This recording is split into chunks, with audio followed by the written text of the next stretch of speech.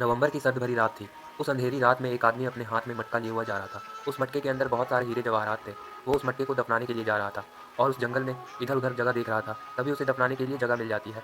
फिर वहाँ एक भूत आ जाता है, जो उसको बोलता है कि इस मटके के साथ मैं तुम्हें भी दफना दूँगा, और हँसने लगता है। तभी उस आदमी का पैर फिसलता है और वो आदमी उस गड्ढे में गिर जाता है और तेज़ हवा चलती है, गड्ढा फिर भर जाता है। ज़मीन फिर वैसे ही समतल हो जाती है। 40 दिन बाद उस गाँव के 4 चोरों को पता चलता है उस खजाने के बारे में, और वो 4 चोर सोचते हैं कि उस खजाने को क्यों ना निकाला जाए, और रात होते ही फावड़ा कुदाल लेकर निकल पड़ते हैं खजाने की तलाश में और वहाँ पर खुदाई करने लगते हैं। खुदाई करते-करते वो बहुत गड्ढा कर देते हैं और फिर वैसे ही खुदाई करते जाते हैं। ऊपर एक आदमी खड़ा नज़र रख रहा होता है। खुदाई करते-करते अचानक से फिर उन्हें एक लाश दिखाई देती है और उस लाश के ऊपर वो मटका रखा दिखाई देता है। उस लाश पर से वो मटका वो उठा लेते हैं और फिर सब ऊपर की ओर आने लगते हैं। 2-3 लोग तो ऊपर आ जाते हैं, एक दोस्त उनमें से फँस जाता है और उसका शरीर ऐसा हो जाता है जैसे कि कुछ काम ही ना कर रहा हो, लकवा मार गया हो। तभी उसमें से एक दोस्त बताता है कि मुझे ये बात पता थी, हम जैसे ही मटका ये उठाएँगे तभी एक दोस्त को हमें जान देना पड़ेगा।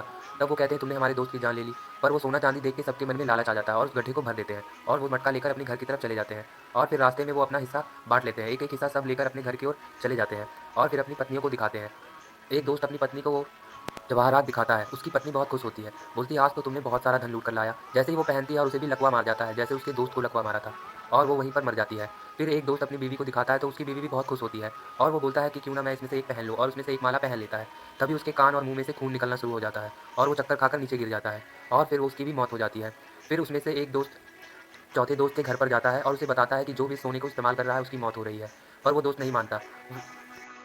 फिर इसमें से एक दोस्त बोलता है मैं तो इसको जाकर जहाँ से लाया हूँ वहीं वापस रख दूँगा, और वो जाकर वहीं रख देता है। फिर उसकी बीवी भी उसे समझाती है कि तुम भी जाकर रख दो। तब वो मान जाता है और वो भी जाकर रख देता है उस मटके को वहीं पर, और फिर चला आता है, पर वो उसमें से एक कड़ा अपने हाथ में पहन लेता है। तभी उसका दोस्त वहाँ आता है जो मर चुका था, वो बताता है कि हाँ, हाँ, हाँ, हाँ, मैं अब इस सोने का रखवाला बन गया हूँ और तुमने एक कड़ा छुपा कर रख लिया था। तब उसकी बीवी चौंक जाती है और वो बिजली की रफ्तार से पार होता है और उस आदमी के 2 टुकड़े कर देता है और उस आदमी की भी मौत हो जाती है, और फिर वो दोस्त उस कड़े को पहनकर वहाँ से धीरे-धीरे ज़मीन के अंदर समा जाता है। दोस्तों प्लीज़